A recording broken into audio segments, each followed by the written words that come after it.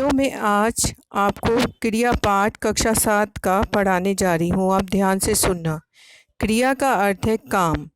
काम या तो किया जाता है अथवा होता है। बच्चों ये 3 चित्र हैं। सूरज चमक रहा है, बच्ची रो रही है, फूल खिल रहा है। उपयुक्त वाक्य में रो रही है, चमक रहा है और खिल रहा है शब्दों से किसी कार्य के करने और क्रिया के होने का बोध हो रहा है। बच्चों क्रिया की अब परिभाषा सुनो। जिस शब्दों से किसी कार्य के होने या करने का पता चले उन्हें क्रिया कहते हैं। धातु। धातु क्या होती है? धातु का अर्थ है क्रिया का मूल रूप। क्रिया पदों का निर्माण धातुओं से होता है, जैसे पढ़ धातु से पढ़ना, पढ़ा, पढ़ी, पढ़ता, पढ़ती, पढ़े, पढ़ूंगा, पढ़ेगी आदि क्रिया पद बनते हैं। क्रिया पदों में धातु को आसानी से पहचाना जा सकता है। क्रिया सभी क्रियाओं में ना का योग रहता है। इसे हटा देने पर धातु शेष रह जाती है।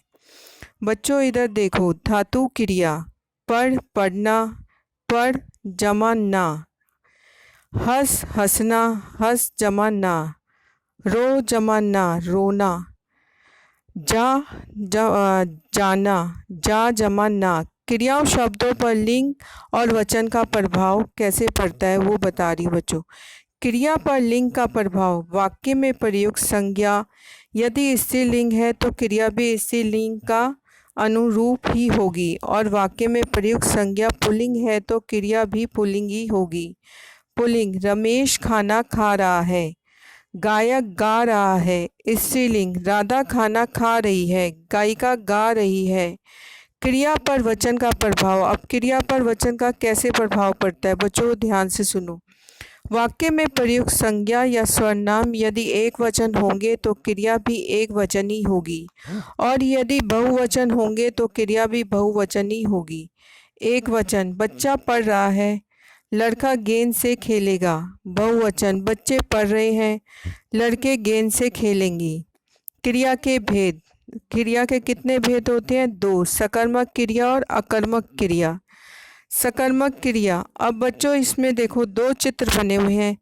एक में है दीपक पुस्तक पढ़ रहा है और दूसरे में कमल पतंग उड़ा रहा है। इन वाक्यों में पढ़ रहा है, उड़ा रहा है क्रिया का फल कर्मशः पुस्तक पतंग कर्म पर पड़ रहा है, अतः यह सकर्मक क्रियाएं हैं। जिन क्रियाओं के साथ कर्म आता है और क्रिया का फल कर्ता पर नहीं कर्म पर पड़ता है, सकर्मक क्रिया 2 प्रकार की होती है। एक कर्मक। जिन वाक्यों में क्रिया का एक ही कर्म हो, जैसे मनोहर गाना गा रहा है। द्विकर्मक। जिन वाक्यों में क्रिया के 2 कर्म हो, जैसे रवि ने मोहन को पत्र लिखा। अब बच्चों अकर्मक क्रिया। अकर्मक क्रिया क्या होती है वो ध्यान से सुनो। यहाँ भी 2 चित्र बने हुए। फूल खिलते हैं, बच्चा सो रहा है। जिस क्रिया के व्यापार का फल कर्ता पर ही रहे और जिनके साथ कर्म की आवश्यकता ना हो, उन्हें अकर्मक क्रिया कहते हैं। अकर्मक क्रिया की पहचान के लिए क्रिया के साथ क्या, किसे, किसको प्रयुक्त किया जाता है। उपयुक्त वाक्यों में क्रियाओं के साथ क्या नाच रही है, क्या सो रहा है प्रश्न करने पर कोई उत्तर नहीं होता, अतः ये सभी अकर्मक क्रियाएं हैं। प्रयोग के आधार पर क्रिया के भेद। प्रयोग के आधार पर क्रिया के निम्नलिखित 6 भेद हैं। पहला है सामान्य क्रिया। जहाँ केवल एक क्रिया का प्रयोग हो वह सामान्य क्रिया कहलाती है, जैसे राकेश गया। संयुक्त क्रिया। जहाँ 2 या 2 से अधिक क्रियाओं का साथ प्रयोग होता है वह संयुक्त क्रिया कहलाती है, जैसे ध्रुव पढ़ रहा है। नाम धातु क्रिया। संज्ञा स्वर्णा विशेषण आदि शब्दों से बने शब्द को पद नाम धातु क्रिया कहते हैं, जैसे संज्ञा का हाथ से हथियाना, बात से बतियाना, स्वर्नाम से अपना से अपनाना, विशेषण से गरम से गरमा, अनुकरणवाची शब्द से हिनहिनाना से हिनहिनाना, चिकना से चिकनाना, थरथर से थर्राना। प्रेरणार्थक क्रिया।